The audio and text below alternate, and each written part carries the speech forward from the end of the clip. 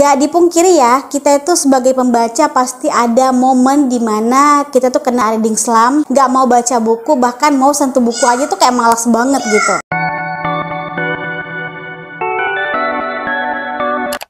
Hello book besties, welcome back to my channel.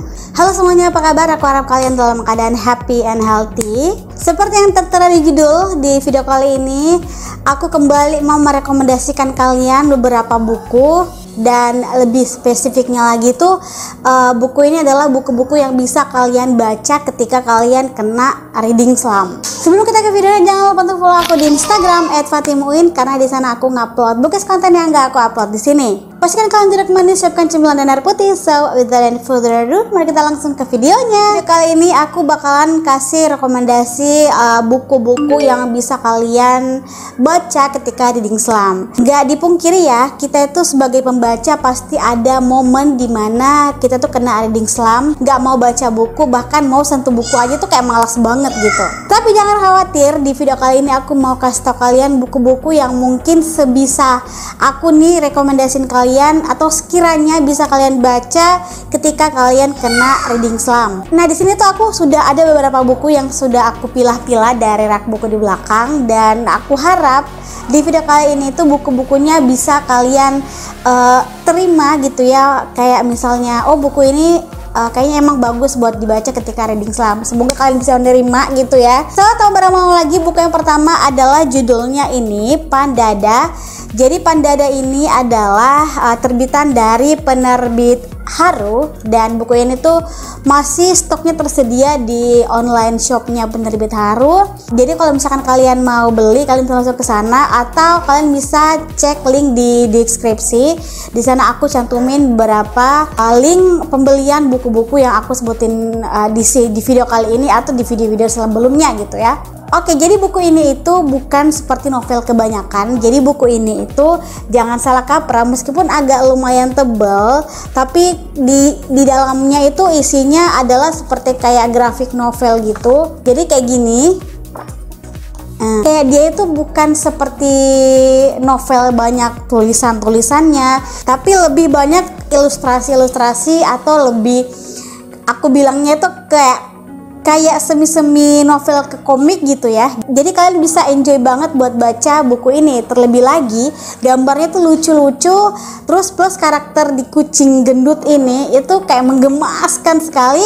Dan plusnya lagi, buku ini itu tidak hanya menghibur semata, tapi juga ada pesan-pesan moral tentang kehidupan yang bisa kalian petik di dalam buku ini.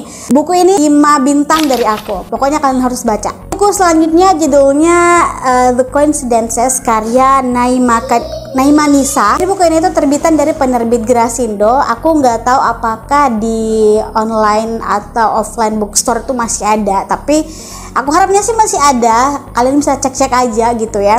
Buku ini tuh mengisahkan tentang seseorang yang dia tuh mencari ayahnya gitu dengan berbagai macam konflik yang menurut aku tuh nggak berat. Jadi ketika kalian kena reading slump, itu kan kepala tuh kayak mumet gitu ya, dengan berbagai macam konflik yang berat. Pasti kalian nggak mau baca buku-buku yang mungkin kesannya tuh berpikir atau berat gitu ya, dengan kalimat-kalimat atau gaya bahasa yang berat.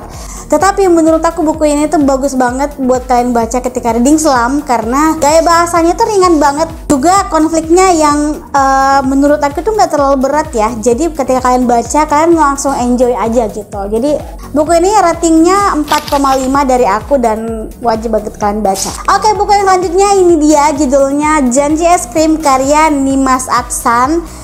Buku ini tuh berkali-kali aku rekomendasiin buat kalian pecinta romance gitu ya, karena buku ini cukup menghibur, bukan cukup, emang bener-bener menghibur lah. Jadi ceritanya buku ini itu ada tokoh yang bernama Mia. Dia itu kayak dirundung oleh beberapa kesialan-kesialan gitu ya, karena akibat dari nazar yang dia sudah buat, dan dia harus menepati nazar itu gitu loh. Untuk menepati nazar itu dia harus melewati beberapa konflik lagi, dan itu serunya di situ. Kayak ceritanya itu ngalir dan ringan, tapi menurut aku konfliknya itu beragam, tapi ringan menurut aku. Gaya bahasanya juga nggak terlalu berat dengan gaya bahasa lo gue dan semacamnya kayak gitu. Jadi buku ini cukup ringan banget buat dibaca, terlebih lagi fisiknya tuh agak nggak terlalu lebar gitu ya dengan kebanyakan buku. Jadi buku ini cocok banget buat kalian baca. Ratingnya aku kasih 4,9 dari 5 bintang. Oke, buku yang selanjutnya judulnya ini dia, Kisah Seekor Camar dan Kucing yang Mengajarinya Terbang.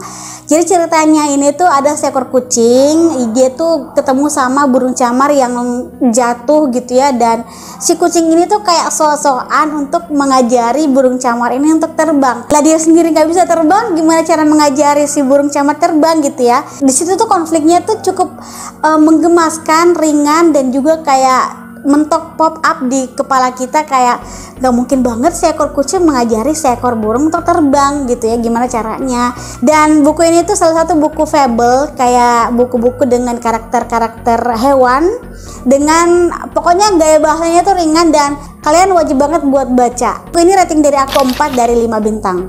Oke, buku yang selanjutnya judulnya Love Ago karya Mita Junior. Buku ini udah bertahun-tahun lalu aku udah review. Kalian bisa cek atau scroll gitu ya di playlist aku di book review, ada aku sudah review buku ini. Dan meskipun buku ini agak tebal, ada sekitar 100 lebih halaman, tapi jangan khawatir ketika kalian kena reading slump, coba baca buku ini. Gaya bahasa dan pembawaannya itu enak banget kita baca, kayak seolah kita tuh masuk dan tanpa memikirkan gimana konfliknya.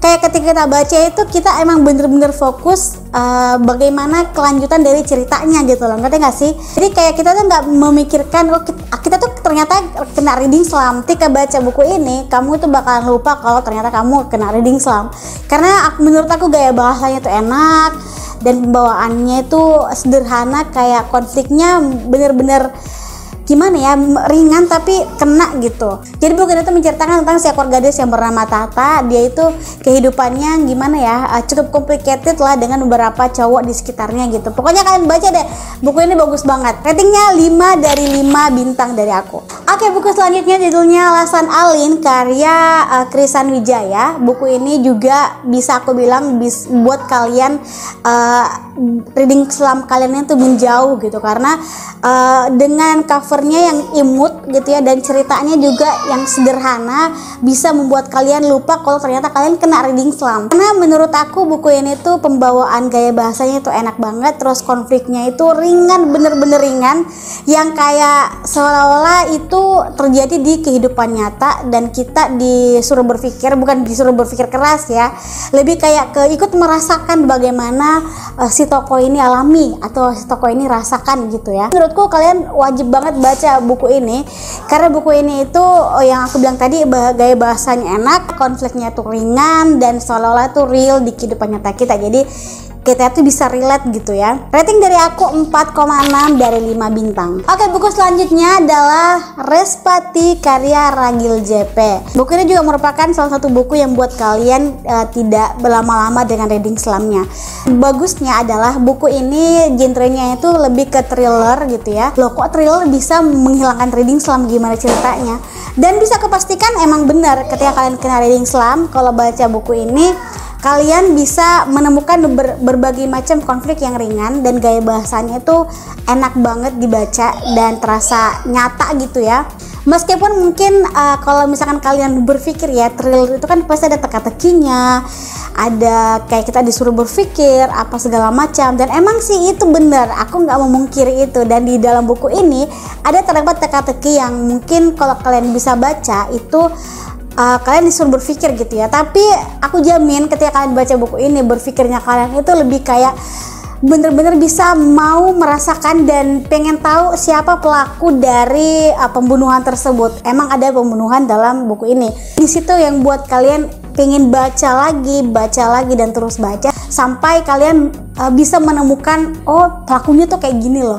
Dan yang paling menegangkannya di dalam buku ini tuh terdapat plot twist yang mungkin kalian gak sangka-sangka. Jadi kalian bisa banget atau rekomendasi dari aku untuk baca buku ini. Rating buku ini adalah 4,6 dari 5 bintang. So, buku yang terakhir adalah judulnya ini dia, Sumur. Dan kalian mungkin bisa senyum-senyum atau ketawa-ketawa. Aduh, bukunya ringan banget, kecil banget. tipis banget ya. Emang buku ini ada sekitar 50 halaman yang bisa kalian baca dan gak nyampe sejam atau 2 jam. Aku yakin kalian bisa menyelesaikan baca buku ini. Kenapa aku bilang buku ini bisa menjauhkan reading Islam kalian? Pertama, halamannya yang gak terlalu banyak, dan sejauh yang aku punya, buku ini adalah buku yang tertipis yang aku punya gitu, ada sekitar 50 halaman. Terus yang kedua, gaya bahasan yang enak banget dibaca.